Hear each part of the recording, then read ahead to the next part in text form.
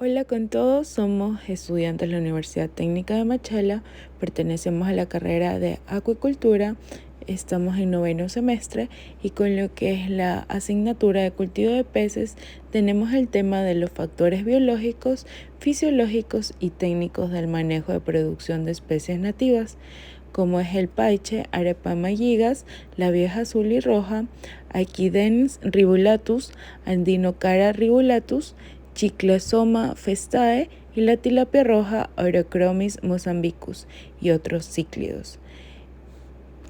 Los integrantes de este grupo son Andrés Eduardo Narváez Palomeque, Héctor Aarón Huasco Guerrero, Paul Matute Pérez, Kevin Alexander Neira Mendoza y Ana Paula Cango Aguilar. Dando una introducción a este tema, la acuicultura o el cultivo de peces es una práctica cada vez más importante en todo el mundo, debido a la creciente demanda de proteínas animales y la disminución de las poblaciones de peces silvestres. La acuicultura puede ser una forma sostenible y rentable de producir alimentos siempre y cuando se maneje adecuadamente para minimizar los impactos ambientales negativos. Además, puede proporcionar una fuente de empleo e ingresos para las comunidades locales. Una ventaja importante de la acuicultura es que puede ayudar a reducir la presión sobre las poblaciones de peces silvestres que están disminuyendo rápidamente debido a la sobrepesca y la degradación del hábitat. La acuicultura puede proporcionar una alternativa sostenible a la pesca al tiempo que se protege la biodiversidad. La primera especie que vamos a hablar es sobre el paiche o también ya conocido como pirarucu. Su nombre científico es Arapaima gigas. Este pez, al verlo por primera vez, uno tiene lo que es la impresión de que se trata de un enorme pez casi prehistórico por la forma de su cuerpo, que es cilíndrico y alargado, y por su cabeza pequeña en relación con el cuerpo, su gran boca con numerosos dientes pequeños, su lengua larga y dura y sus grandes y gruesas escamas óseas. Al igual que otros peces amazónicos, necesita salir a la superficie a respirar en intervalos entre 15 y 20 minutos, aunque puede permanecer sumergido hasta 40 minutos si se ve amenazado.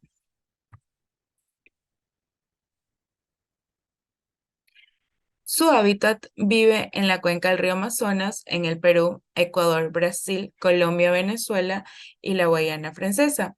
Y también se puede encontrar en el río Madre de Dios, Perú. Al igual que otros peces amazónicos de aquí, como decíamos, necesita salir a la superficie a respirar en lo que son intervalos de 15 a 20 minutos. Desde el Perú llegó a Bolivia en los años 1970 y se encuentra en los ríos Beni, Mamoré e Itenés. En Bolivia es considerada como una especie invasora con múltiples impactos ecológicos y socioeconómicos. Recientemente ha sido introducido para su pesca en lo que es en Tailandia y Malasia y también es considerado un pez de acuario, aunque requiere un estanque y suministros muy grandes.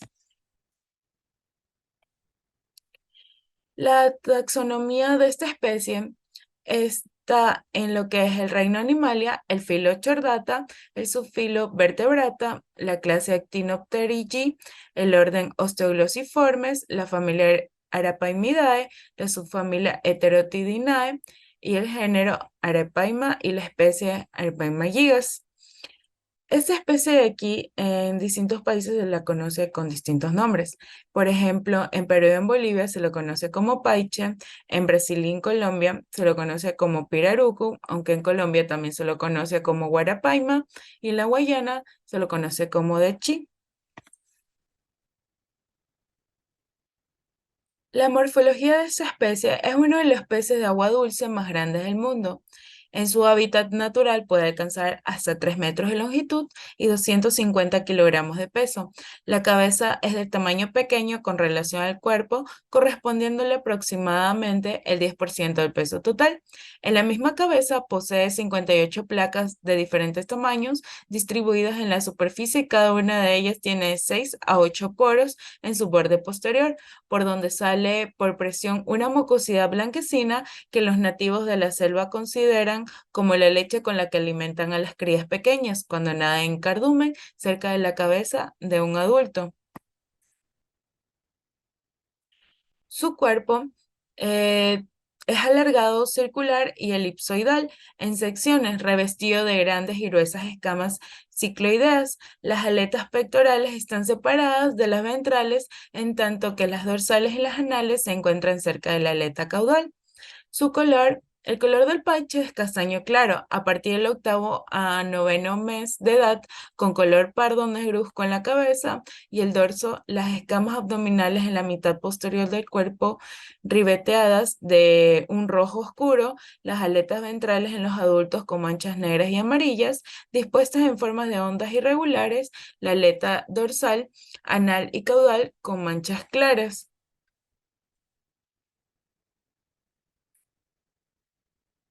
Los hábitos alimenticios de esta especie es un pez carnívoro que se alimenta básicamente de pequeños peces en proporción de 8 a 10% de su peso vivo, cuando joven y el 6% cuando es adulto. Puede alcanzar hasta 10 kilogramos durante el primer año de vida. Captura su presa mediante una fuerte succión en la boca, conduciendo un chasquido y brusco movimiento de la cabeza, acompañado de muchas veces de un coletazo. Las formaciones óseas de la boca indican que estrujan la presa matándola antes de tragarla. El paiche, como la gran mayoría de peces de agua dulce, procura alimentarse en el atardecer o amanecer. Durante el día, cuando el calor es intenso, se mete debajo de la vegetación acuática en busca de cualquier sombra para huir de los fuertes rayos solares, manteniéndolo quieto en el fondo del agua, así emergiendo algunas veces para tomar aire. En cautiverio, estos de aquí aceptan peces vivos o muertos, enteros o en trozos, vísceras de pescado, embriones de pollo que mueren durante el periodo de incubación artificial y también ensilados biológicos de peces.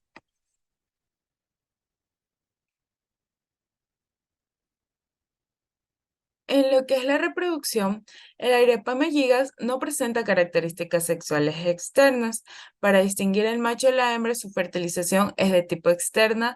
El pirarucu, que se reproduce cuando tiene aproximadamente 1,60 m, los reproductores pierden el interés por comer, la cabeza se vuelve negra, al igual que el dorso y la aleta dorsal, y los flancos de las aletas, vientre y región caudal, toman coloración rojiza.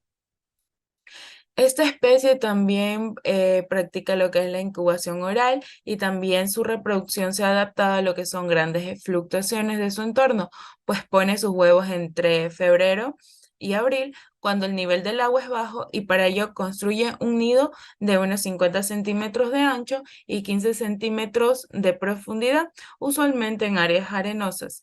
En la época de inundación, cuando sube el nivel del agua durante los meses de mayo y agosto, los huevos eclosionan por lo que tienen más agua para prosperar.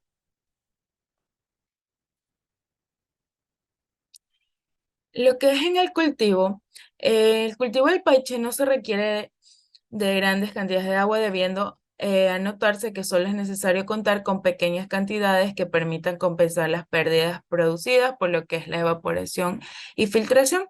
En lo que es el desove, por las características de las gonadas, el pirarucu presenta un desove fraccionado, solo madura un pequeño grupo de óvulos, no se conoce el número de desove por año en lo referente a las áreas de desove. La mayoría de los nidos se han encontrado a una profundidad de 1,5 metros en sustratos mayormente arcillosos, arenosos y fangosos.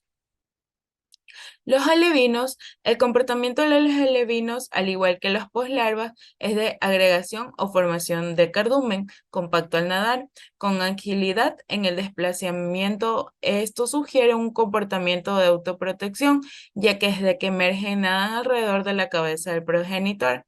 Los alevinos presentan lo que es una coloración oscura, negro brillante, que va cambiando a medida que crecen a un café claro. Y lo que es la fase entre el alevino y juvenil constituye una de las etapas críticas en la producción de estos, siendo la supervivencia en esta etapa igual o inferior al 10%.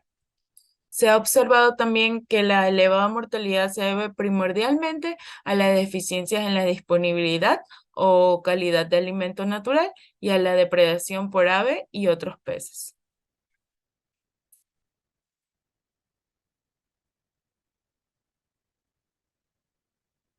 Bueno, aquí tenemos una tabla de lo que son las condiciones de la calidad de agua para el Paiche.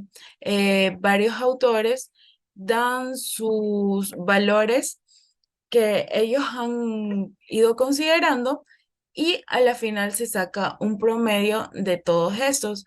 Ellos lo que consultaron fue lo que es la temperatura, el oxígeno disuelto, la precipitación, el pH, los nitritos, nitratos, amonio y amoníaco. Los cultivos en estanque.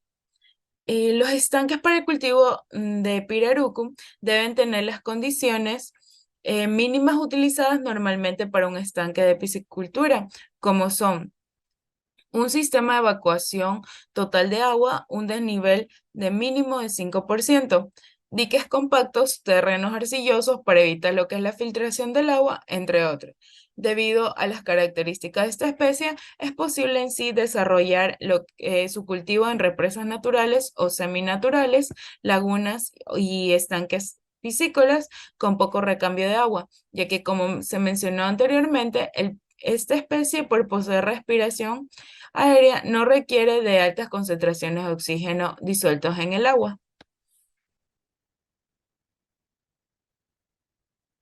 Lo que es la precría, cuando los alevines tienen 15 centímetros se da inicio a este de aquí. La precría se debe desarrollar en un estanque pequeño, máximo de 400 metros, para facilitar así su manejo, el cual debe estar cubierto por una malla antipájaro, ya que por su tamaño son muy vulnerables a los depredadores, principalmente a lo que son las aves. La densidad de siembra recomendada es de 2,5 peces por metro, con pesos promedio de 40 gramos por pez, se debe alimentar hasta la saciedad, concentrando el 45% de proteína o con peces pequeños vivos o trozos de 2 veces por día durante 20 días, hasta que alcancen un peso promedio de lo que son 150 gramos y una longitud de 25 centímetros. Momento en el que de aquí se da el inicio a la etapa que es de ceba o engorde. Esta etapa existen dos metodologías para el engorde de pirarucu en estanques, con alimento concentrado al 40 y 45% de proteína y con alimento vivo utilizando peces forrajeros. En esta etapa se recomienda utilizar lo que son dos estanques con áreas superiores a los 500 metros, ya que presentan una mayor estabilidad térmica y biológica. A continuación hablaremos de la vieja azul, o mejor conocida como Antinecara ribulatus. Según su taxonomía, pertenece al reino animal del filo Chordata, clase Actipterigi, subclase Nepterigi, orden Perciforme, familia Cyclidae, género Antinecara y, como se mencionó previamente, de la especie Antinecara ribulatus. Este pez es de un linaje de peces que es muy utilizado para la agricultura. Cuenta con alrededor de 1000 especies, de las cuales la mayor parte son peces ornamentales y otras son utilizadas para producir alimento que luego será utilizado en la nutrición del hombre. Según su morfología, tiene cabeza grande en los machos y a medida que van creciendo se les desarrolla una jiba frontal o una acumulación de grasa subcutánea que se va aumentando con el paso del tiempo. Posee un cuerpo fusiforme de color azul eléctrico, frente ancha, posee grandes labios característicos de este género. La superficie posterior del cuerpo tiene 10 mezclas de tonos muy azulados con variedades de indicios rojizos, más o menos verdosos. Posee 6 venas azul eléctrico en las mejillas, tanto en macho como en hembra. Dientes cónicos, aleta dorsal larga continua con 14 espinas y 11 radios ramificados. 14 radios en las aletas pectorales, pélvica con 6 radios, anal con 11 y 16 radios ramificados en la aleta caudal. Además de presentar en sus aletas una terminación en punta, mientras tanto en las hembras son redondeadas. A continuación hablaremos de los hábitos alimenticios de esta especie. Es un pez omnívoro de hábitos carnívoros e insectívoros en el ambiente natural. En el acuario acepta el alimento balanceado con facilidad, por lo que es fácil su cuidado y producción en cautiverio. La ecología de esta especie. Habita en ambientes de corriente baja, de cursos de agua limpia, libre de contaminación. Remarcan que la especie Antinecara regulatus es de ambientes acuáticos de corriente lenta, tales como humedales, esteros, piscinas, como ejemplo. Se alimenta de insectos y crustáceos, permanecen cerca de la superficie de rocas, tallos y hojas. Su hábitat. Estos por lo general se adhieren a posturas a la superficie de las rocas, troncos u hojas sumergidas, que son vigiladas por los machos. En caso de peligro, los padres protegen a sus crías en la boca. Su distribución en Ecuador es amplia en todos los ríos.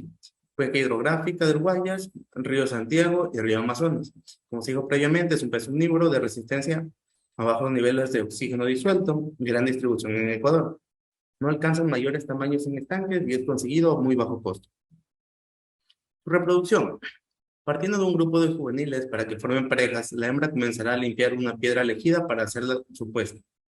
Solo dejará de acercarse el macho para fertilizarlos. Entonces el macho pasará a la defensa del territorio y la hembra el cuidado de los huevos, que nacen entre 2 o 3 días. Una vez nacidos, la hembra los colocará en el sitio escondido de nuestra vista hasta que empiece el día de la natación libre. Al entrar el macho y la hembra en la etapa productiva, se formará la pareja, notándose en el macho la presencia de una joroba prominente en la cabeza. Cuando esta pareja se une, buscan juntos un sustrato apropiado. Como se mencionó antes, una piedra, madera o bien sería el caso de un hoyo que el macho cava en el sustrato para poder colocar los huevos. También la hebra incentiva al macho a cuidar el sustrato del desove. Para que el desove se lleve a cabo, requiere una temperatura llegando a alcanzar los 100 o 800 huevos, siendo los huevos redondos y de color blanco. Al provenir el desove, el macho realiza temblores enérgicos. Posteriormente, fertiliza los huevos colocados en piedras por la hembra. En esta etapa, el macho no se acerca a los huevos, solo cuida el territorio. Continuando con la exposición, tenemos al espécimen de Cyclosoma festae, conocido como vieja roja. Este espécimen podemos notarlo en cuanto a su taxonomía presente en pantalla, siendo así que pertenece al reino Animalia, al filo Chordata, al orden Peciforme, a la familia Cichlidae, al género Cyclosoma, a la especie Cyclosoma festae, de nombre científico Cyclosoma festae y de nombre común vieja roja, también conocido en algunos sectores como terror rojo.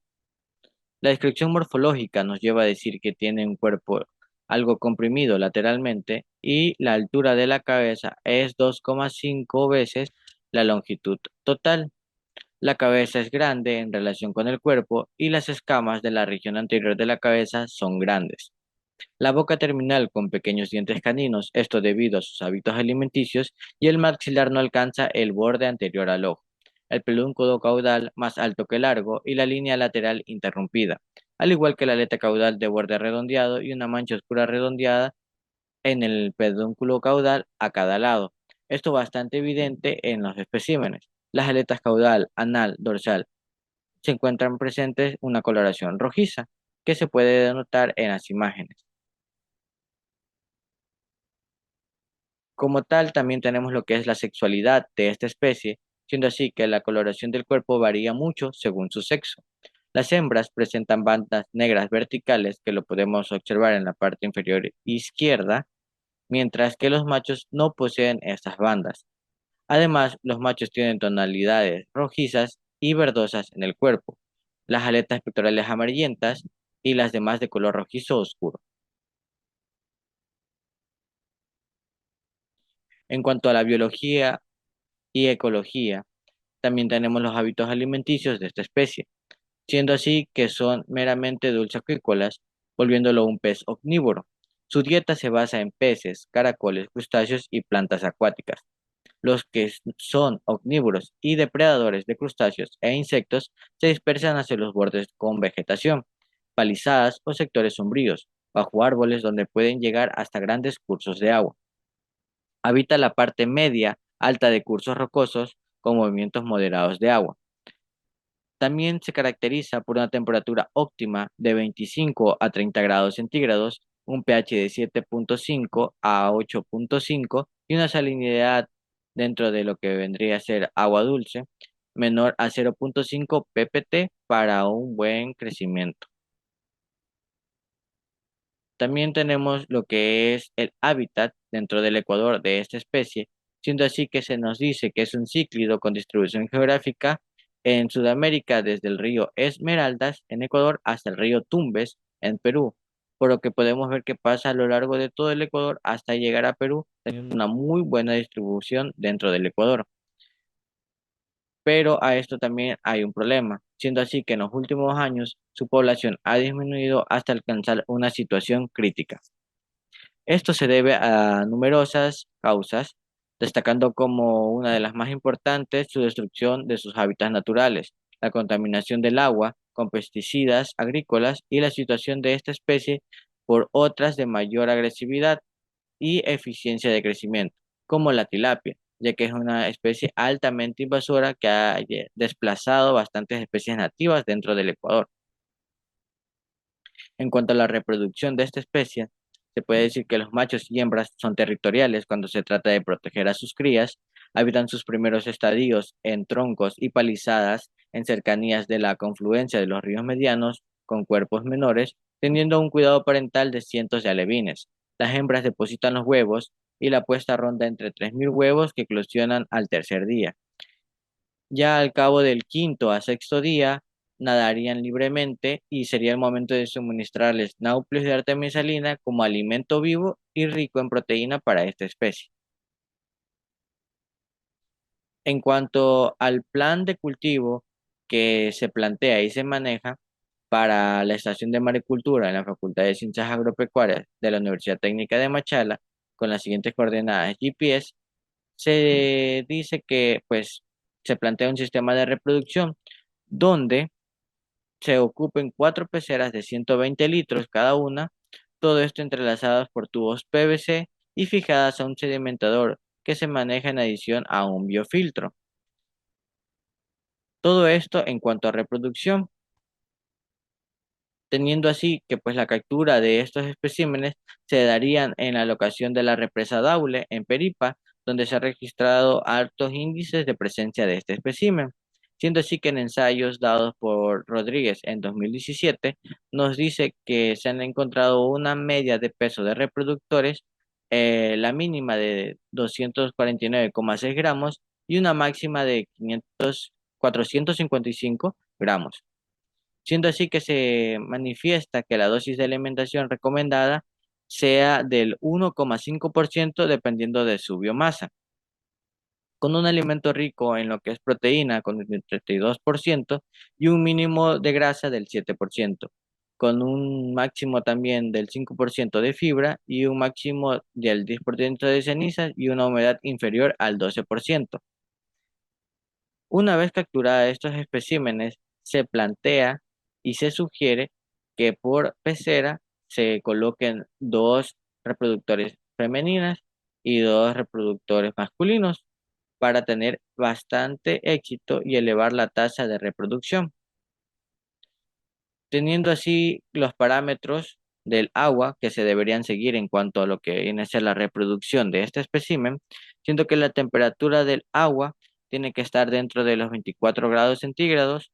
La temperatura ambiente es inherente dentro de lo que se plantea debido a que va a estar debajo de un techamen, un pH del 7% y un óxido disuelto en miligramos litros del 12,13%. 12,13. También tiene una tasa de sólidos disueltos menores a 500 y una vez pues se produzca la reproducción de estos especímenes, se plantea obtener los alevines como tal, siendo así que las especímenes que con un peso de 249,6 gramos pueden llegar a dar huevecillos hasta 400 larvas.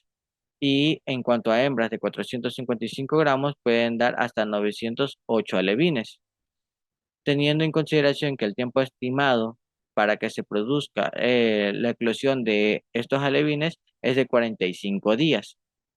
En cuanto al cultivo de alevines, se plantea una escala mayor. Como tal, podemos ver un tanque. Este tanque es característico por tener la capacidad de 10.000 litros, donde se plantea poner los alevines. Este tanque, igual que las peceras, funciona con un sistema de recirculación, donde va a tener 3 tanques sedimentadores y se van a manejar por un sistema de recirculación con biofloc. Dentro del cultivo como tal, se plantea que se introduzcan 375 alevines a 400 considerando el crecimiento de estos como tal y que van a ocupar el área total de lo que vendría a ser el tanque.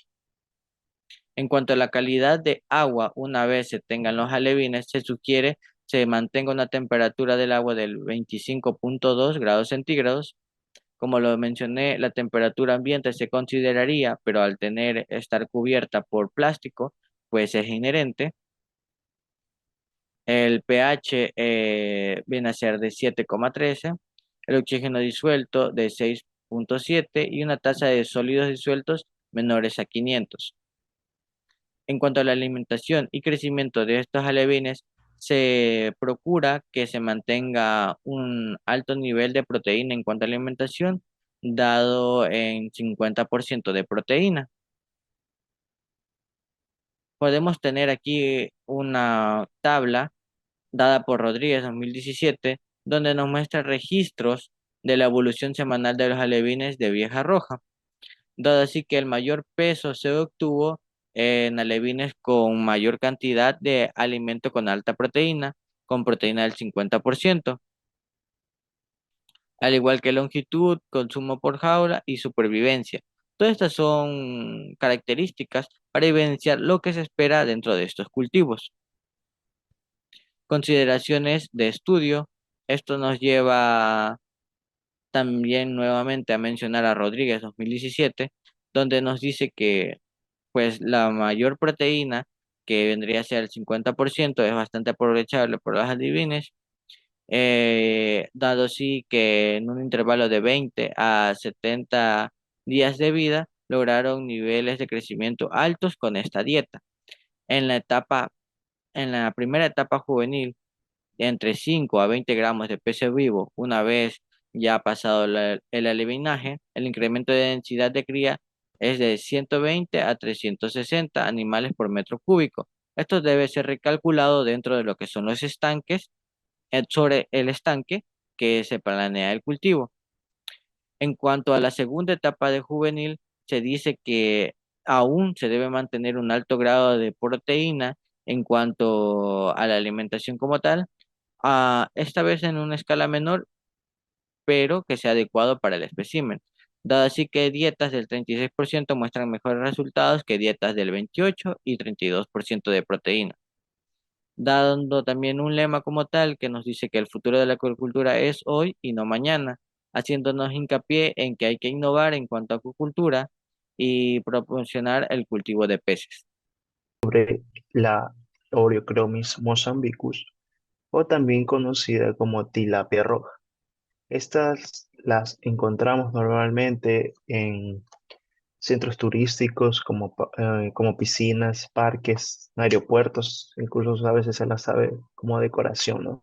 Y ahora les voy a contar un poco más de este pez. Para empezar, es una especie de pez de la familia Cilindrae en el orden de los perciformes. Esta está incluida en una lista de las 100 especies exóticas invasoras más dañinas del mundo. Y ahora les voy a explicar por qué no. Según la FAO, se la conoce como tilapia de Mozambique. También es un pez omnívoro y entonces por ende se alimenta de variedad de alimentos como insectos, crustáceos, algas y peces más pequeños, ¿no? Les voy a hablar ahora sobre la taxonomía de esta especie.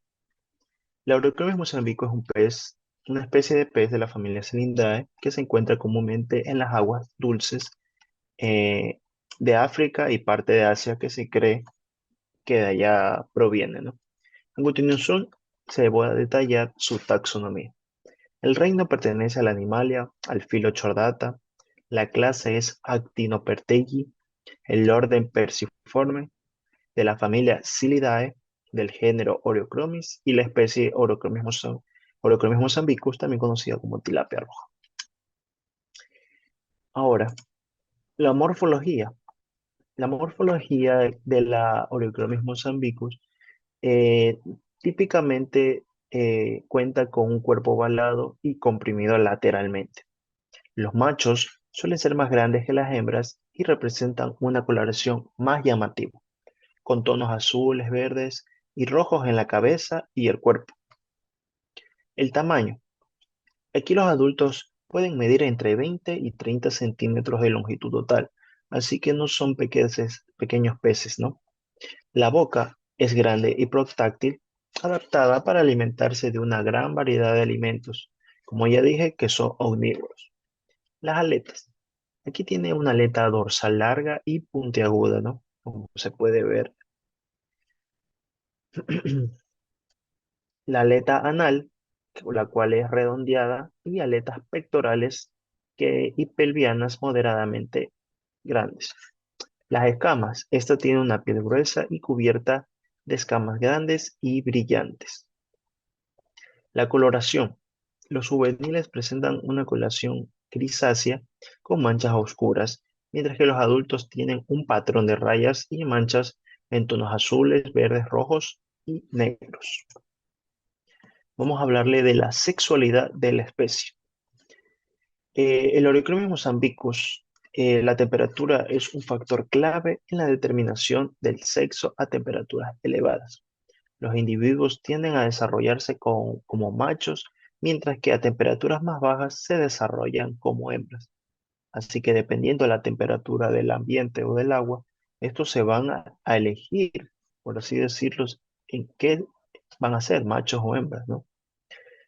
Y la poliginia en Orycromis mozambicus se ha observado en estudios de campo y de laboratorio, donde se ha registrado que los machos pueden cortejar y aparearse con varias hembras. Y por otro lado, también las hembras pueden aparearse con varios machos, lo que se conoce como poliandría. Vaya dato, ¿no? La reproducción. Aquí la reproducción del Orycromis mozambicus es de tipo ovíparo y se produce durante todo el año en áreas con condiciones adecuadas de temperatura, agua y alimento. Los machos construyen nidos en sustrato que consisten en agujeros excavados en el arena o el lodo, o en montones de materia vegetal o piedras.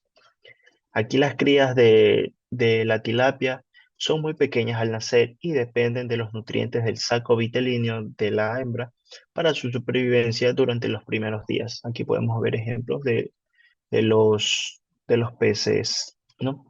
Aquí las hembras pueden poner hasta 500 huevos en un solo desove y puede producir varios desoves durante la temporada de reproducción. Los huevos eclosionan en un plazo de 2 a 3 días y las crías emergen del nido en unos 7 a 10 días después de la eclosión. Ahora vamos a hablarle de los hábitos que tiene este pez. Como ya dije, es omnívora, por ende se va a alimentar de una variedad de alimentos. Aquí se incluyen algas, crustáceos, insectos, pequeños peces como el zooplancton y detritos orgánicos. La dieta de esta especie puede variar dependiendo de la disponibilidad del alimento en su hábitat y de la época del año. Se sabe que en ambientes naturales se alimenta principalmente de algas y pequeños invertebrados, como crustáceos e insectos acuáticos. Sin embargo, cuando los recursos naturales son escasos, esta especie puede incluir en su dieta materia orgánica en descomposición, por ejemplo, así como pequeños peces, entonces también es carnívora. En resumen, esta es una especie omnívora que come de todo y oportunista, ya que se adapta a diferentes fuentes de alimento dependiendo de la disponibilidad de recursos en su hábitat natural. Por eso se la cultiva, porque se adapta a todo, es muy adaptativa la especie.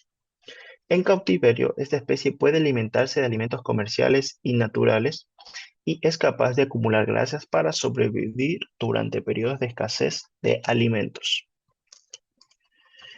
Ahora, el hábitat en el Ecuador. Aquí en el país se encuentra en algunos cuerpos de agua como estanques, lagunas, ríos y embalses. Entonces prefiere aguas lénticas. La especie se ha introducido en el país para la acuicultura y la pesca deportiva y se ha adaptado bien a ciertas áreas del país donde las condiciones del agua son adecuadas. Así se la trajo al principio a la tilapia, ¿no? Para una acuicultura y una pesca deportiva.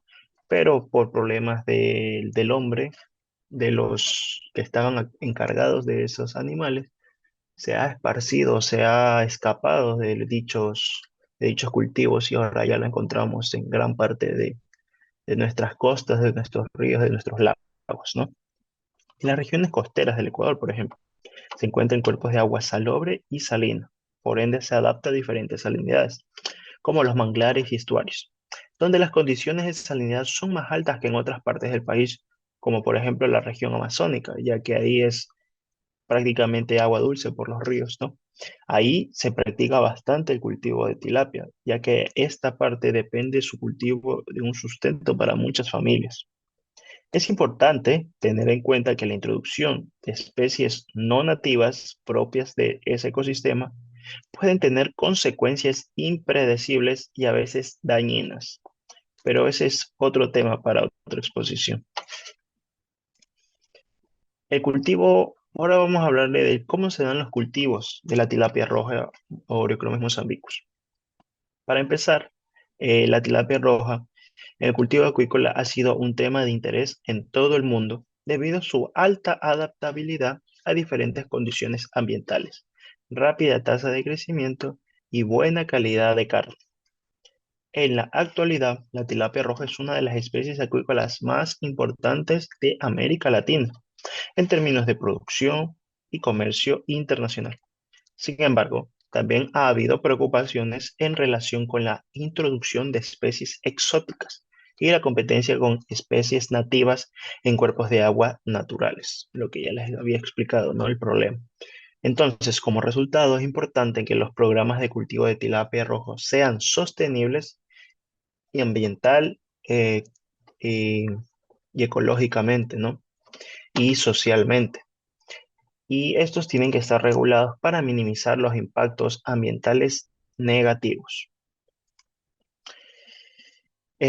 Los cultivos se pueden dar en estanques, ya que la producción de peces en estanques puede proveer proteína y ganancias para los granjeros.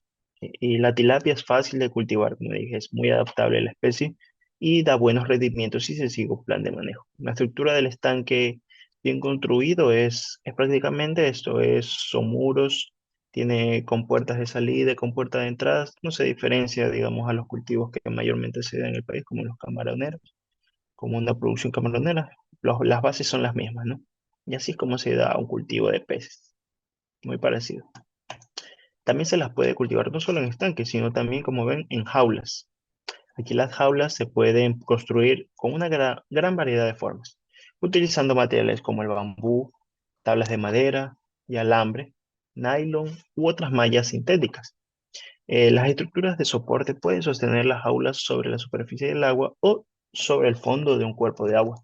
Aquí hay varios ejemplos de esto, ¿no? Bueno, ¿cuál es la calidad del agua que necesita este cultivo para que nuestra producción sea próspera de la tilapia, ¿no?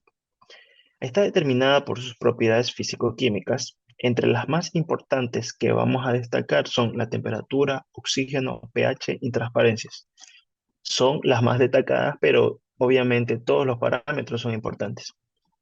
Estas propiedades influyen en los aspectos, como ya dijimos, productivos y reproductivos de los peces, por lo que los parámetros del agua deben mantenerse dentro de los rangos óptimos para el desarrollo de la tilapia. Aquí tenemos una tabla donde relata los rangos que serían óptimos, se debería tener. Destacamos la temperatura de 25 a 32 grados centígrados, por ende, esta especie se trata que sea lo más cálida posible el agua. El oxígeno disuelto de 5 a 9 miligramos litro. Tiene que tener un pH de 6 a 9, sería algo alcalino, superando la media que sería 7. La alcalinidad, como dije, como es el pH alcalino, debe tener una alcalinidad medio alta, ¿no? De 50 a 150 miligramos litro. La dureza va a la par con la alcalinidad, también debe ser medio alta. Y los nutrientes, que serían calcio, nitritos, nitratos, hierro, deben tener todo este rango que está aquí. Es el favorable para que crezca de buena manera. ¿Cómo vamos a preparar el estanque? Primeramente, para preparar un estanque siempre debe empezar por la desinfección. La apropiada desinfección del estanque entre los ciclos de cultivo reduce la probabilidad de que se transmitan tóxicos metabólicos y o patógenos a la subsiguiente población de peces. Para hacer la desinfección vamos a seguir estos pasos, que sería primero el secado. Después de cada cosecha, debe permitirse que el fondo del estanque se seque y se resquebraje con el sol, puede ser, ¿no? Para oxidar el material orgánico que se ha sedimentado en todo el suelo a través del ciclo del cultivo anterior. Posteriormente, vamos a hacer una remoción del suelo, utilizando ya sea un rastrillo que se deberá remover la capa superficial hacia abajo y levantar el lodo inferior hacia arriba para efectuar, ¿qué cosa? La oxidación completa de cada capa inferior del fango anaeróbico. Posteriormente vamos a hacer un encalado, que como su misma palabra lo dice, aquí vamos a hacer una medida de conservación de los estanques que tiene una acción muy variada y beneficiosa sobre los estados sanitarios de los peces. El encalado se efectúa echando cal viva, como su nombre lo dice. Este va a tener una acción antiparasitaria que actúa destruyendo todo tipo de parásitos de los peces. La dosis que se emplea normalmente es de 800 kilogramos por cada hectárea. Esto varía, ¿no? Pero el encalado también se lo usa para que aumente la alcalinidad y por ende no varíe los niveles de pH y se mantengan estables. Añadiéndole a esto, vamos a fertilizar el agua con abono orgánico o también fertilizantes químicos, que se puede subir la producción del fitoplancton y el zooplancton. La cantidad que se debe aplicar en el estanque dependerá del tipo, ¿no? Una vez fertilizada el estanque, se debe controlar mediante la coloración del agua, que debe ser verde esmeralda. También se utiliza el método artesanal, como la introducción del codo, para determinar a qué punto se pierde la visibilidad de la mano, que está relacionada con la turbidez del agua. Como ya les dije, estos peces que prefieren que la turbidez no sea muy alta, sino unas aguas clarinas. Ahora, una vez cuando ya tengamos a los peces, se los debe aclimatar para posteriormente sembrarlos. Antes de la siembra de los peces se debe igualar la temperatura del agua del transporte. Normalmente se las transporta en unas bolsas de plástico llenas de oxígeno. Aquí los peces van a ser sembrados, ¿no? Por lo general, esto se requiere de 15 a 30 minutos. Una diferencia de temperatura no mayor de las fundas a donde se las va a transportar o donde van a pasar los peces, no debe ser mayor la diferencia de 3 grados centígrados. Durante este procedimiento de recambio del agua y aclimatación de los peces, las bolsas plásticas tienen que estar flotando sobre la superficie del agua donde estos van a ser soltados. Entonces, eso significa que debe estar aclimatada, se debe aclimatar. Luego se permite a los peces nadar afuera de las bolsas hacia su nuevo ambiente y por ningún motivo se debe arrojar a los peces a su nuevo ambiente desde cualquier altura. No. En esta etapa los peces pueden ser fácilmente heridos por un manejo áspero, ya que estarán débiles debido al transporte, al ajetreo, ¿no? Por lo tanto, permítales nadar tranquilos hacia la nueva agua. Si no se sigue el proceso de aclimatación, puede ocurrir una muerte masiva de los alevines. ¿Y por qué se produce? Por un shock térmico. El golpe de temperaturas va a ser muy fuerte para estos alevines, ya que están débiles y esto los va a matar. ¿Cómo hacer las densidades de siembra? Aquí se debe utilizar densidades adecuadas. Esto es un número de peces por metro cuadrado, por el área que te vamos a tener, ¿no? Los peces crecen más rápido cuando tienen mucho espacio y mayor cantidad de agua. ¿Cómo va a ser la alimentación? Como ya dije, los organismos naturales alimenticios encontrados en un estanque proveen nutrientes esenciales. En algunas ocasiones, este alimento natural no se encuentra disponible en suficiente cantidad para proveer de adecuada nutrición para que los peces crezcan. Ahí es cuando aplicamos alimento exógeno, alimento exterior, ¿no? Los peces aquí se van a alimentar a intervalos, por ejemplo, diariamente, semanalmente, eso es dependiendo del productor, ¿no? Con alimentos concentrados manufacturados, que sería el balanceado. ¿Cuáles son los tipos de alimentos y el cálculo para aplicar ese alimento? Los organismos vivos son el alimento natural de la tilapia, naturalmente, ¿no? Algunos de los ejemplos de estos alimentos, como ya vimos, fitoplancton, plantas microscópicas, zooplancton, animales microscópicos como rotíferos, copépodos e insectos. y la abundancia de estos organismos se incrementa con la fertilización. Mientras haya una mejor fertilización, el fitoplancton y el zooplancton va a aumentar. También puede utilizarse alimentos suplementarios. Aquí, como ya mencioné, que serían los balanceados, que diferentes marcas ya los venden, ¿no? Aquí tenemos una tabla donde generalmente, de acuerdo a su peso, se aplica una ración alimenticia. Si pesa 10 gramos, más de 10 gramos, un 5%. Si pesa más de 100 gramos, un 3,20% de ese peso, ¿no? Esto es para guiarse de acuerdo a su peso. El incremento diario, ¿cómo se lo va a alimentar de forma diaria, no? Aquí el crecimiento de la tilapia y por ende la tasa de alimentación del alimento depende de qué? De varios factores, a menudo difíciles de controlar: cantidad de alimento, temperatura, densidad de siembra, el estrés, la disponibilidad de oxígeno, la competencia con otros peces, etcétera. Esto va a depender de qué sistema estamos aplicando, si es extensivo, semi-intensivo, intensivo, superintensivo, ya que mientras más intensivo sea, valga la redundancia, el sistema, más controlado vamos a tener todos estos parámetros. ¿Cómo sería la ración cero? Aquí el crecimiento es negativo, es decir, pierde peso, no sirve para nada productivamente. La ración de mantenimiento, aquí el alimento apenas compensa la pérdida de peso y el pez no gana ni pierde peso. Aquí sería un ejemplo, como dije al principio, que los tienen en centros turísticos, en parques, en aeropuertos, en peceras. Aquí no buscamos que el pez crezca, sino que se mantenga. La ración máxima. Aquí a medida que aumentamos la ración de crecimiento, también aumenta el crecimiento del pez hasta llegar a un punto máximo por encima del cual no ganará más peso por mucho que le demos de comer. Entonces vamos a desperdiciar balanceado y por ende vamos a desperdiciar dinero.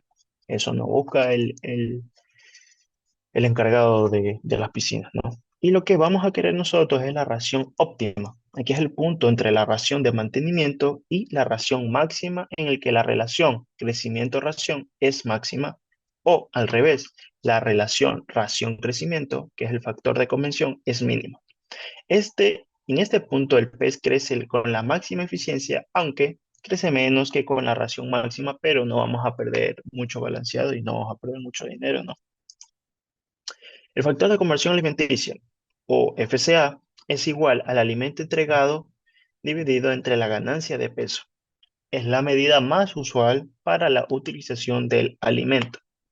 El FCA depende, por supuesto, al igual que el crecimiento de la calidad de la dieta, de las condiciones de manejo, pero también depende de la ración. Este también depende de la edad del pez.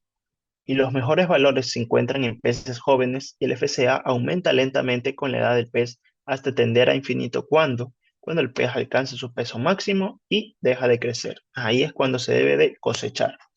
Entonces ahí viene la cosecha. Cuando la cosecha es la etapa final del cultivo, ¿no? Aquí se puede realizar cosechas totales o parciales dependiendo de la cantidad y frecuencia con que se desee tener producto disponible para la comercialización. Entonces aquí depende del comprador en qué estadio quiere el pez, ¿no? Las cosechas se realizan cuando los animales han alcanzado un tamaño adecuado para su venta. Para la cosecha se puede utilizar atarrayas o chinchorros, ya dependiendo cómo sería el producto, ¿no? Entonces le doy paso a mi compañero Aaron Huasco para que continúe con la exposición. A continuación, hablaremos de otra especie de tilapia, la cual es la Oreochromis niloticus, también conocida como tilapia del Nilo. La taxonomía es del reino Animalia, del filo Chordata, de la clase Actinopterygii, la subclase Neucterygii, la infraclase Teleostei, el superorden Acantopterygii, el orden Perciformes, la familia Cyclidae y del género Oreochromis. A continuación, hablaremos de la distribución geográfica, de la cual originalmente era del África tropical, subtropical y Oriente Medio, en los ríos costeros de Israel, Río Nilo, Burkina Faso, Camerún, Chad, Etiopía, Guinea, Nigeria, Sudán y Uganda. Pero, gracias a su gran adaptabilidad y que soporta condiciones adversas, también ahora se ha adaptado y se encuentra en diferentes lugares del mundo. Por tal motivo, también se reporta establecida alrededor del mundo, como en Ecuador, Irán, Laos, Qatar, Bolivia, Singapur, Congo, Madagascar, Japón, Taiwán, Cuba, Filipinas, Brasil, Hong Kong, Vietnam, Puerto Rico, Corea del Sur y Panamá. Este, ahora hablaremos un poco de la descripción morfológica, el cual el cuerpo de este pez es robusto, alargado, cuenta con una aleta dorsal, aleta abdominal, aleta anal y aleta caudal. Cuenta con espinas duras, espinas suaves, una boca protráctil, una mandíbula ancha con dientes cónicos y se encuentra, y también se encuentra lo que es con escamas cicloideas.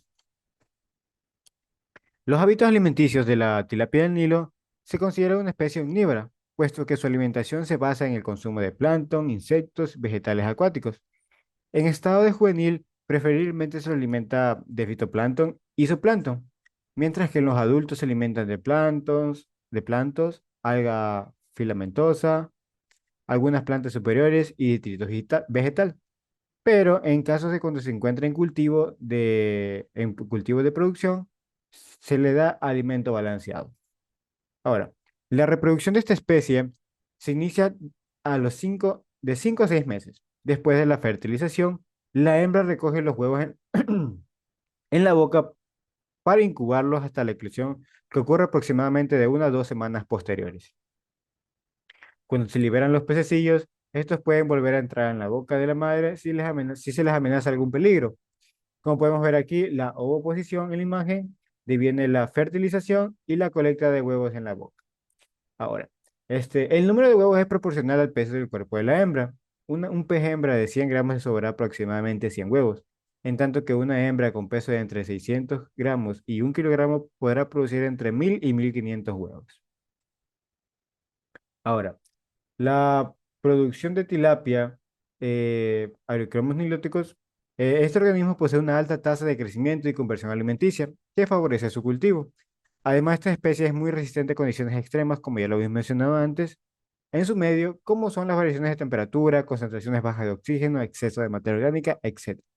Y aquí podemos ver los parámetros y los rangos en óptimos que son para la producción de tilapia, que se encuentra la temperatura entre 25 y 32 grados centígrados, el oxígeno disuelto de 5 a 9 miligramos litro, el pH de 6 a 9, la alcalinidad de 50 a 150 miligramos litro, una dureza total de 80 a 110 miligramos litro, el calcio entre 60 y 120 miligramos litro, los nitritos en 0,1 miligramos litros, nitratos 1,5 a 2 miligramos litro, y como amonio total tenemos 0,1 miligramos litro. Ahora, para la producción, como ya revisamos antes, encontramos lo que es la ovoposición, la fertilización y la colecta de huevos en la boca de parte de la hembra. Ahora, en la incubación y la eclosión del saco vitelino se lo puede hacer en tanto como estanque, tanques, incubación y en jaulas. Ahora, en tanques y estanques, la cría colectada será con una red desde un lado del estanque o tanque para así seleccionar crías entre mayores a 14 milímetros a través de una malla de 3,2 milímetros. Y mientras que en las jaulas, los huevos colectados de la boca de la madre se los colocará en un jarrón de incubación y luego se pasará a una charola para absorción del saco vitalino. Ahora, en la reversión sexual, en mi caso, en mi experiencia que yo he visto, se usa el azul de metileno para seleccionar los machos de las hembras debido a que el macho presenta más peso, más carne y crece más. Y es más favorable en lo que es el comercio.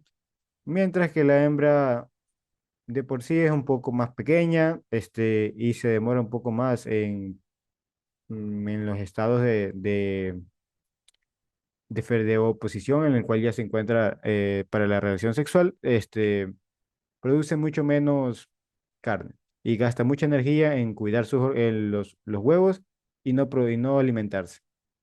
Ahora, en los tanques o en jaulas se empieza a usar el alimento en polvo contenido metiltestosterona, que es para mejorar la producción de organismos machos, y mientras que ahora se los pasa a un criadero, que puede ser en estanque, tanque o jaula, alrededor de 2 a 3 meses.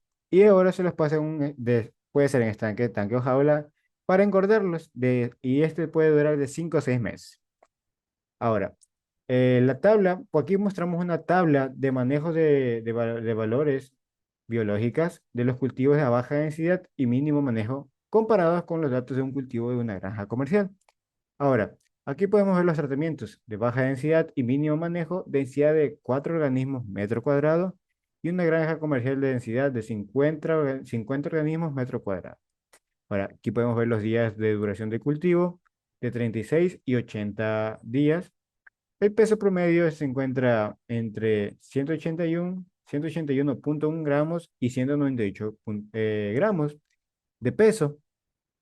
Y la supervivencia que nos botó un 99.5 en la baja densidad, mientras que en granja comercial es 79, un 79%. Lo cual podemos ver también un factor de conversión alimenticia de 0.24, mientras que la granja comercial se ve 1.66. Y alimento consumido por organismo y cada día se fueron 3.1 gramos cada día y 6.2 gramos cada día en la granja comercial. Por lo tanto, se ve que sí es favorable la producción de tilapia, también por su alta sobrevivencia y su peso y su buen precio que se encuentra en el mercado. Aquí podemos como conclusión decir que el conocimiento y la innovación en cuanto al estudio de especies endémicas y nuevas especies de peces en el campo de la acuicultura es de gran importancia, debido a que la diversificación de la acuicultura en el Ecuador y el mundo garantizará la producción de proteína de origen animal de alta calidad para la seguridad alimentaria y la protección de los recursos naturales. También, el cultivo de peces endémicas permite estas especies seguras y dar una extra a la economía del país, que se encuentra en su gran mayoría centralizada en el cultivo de especies seleccionadas, como lo es del camarón. Ahora, aquí muchas gracias. Podemos ver aquí la bibliografía y gracias.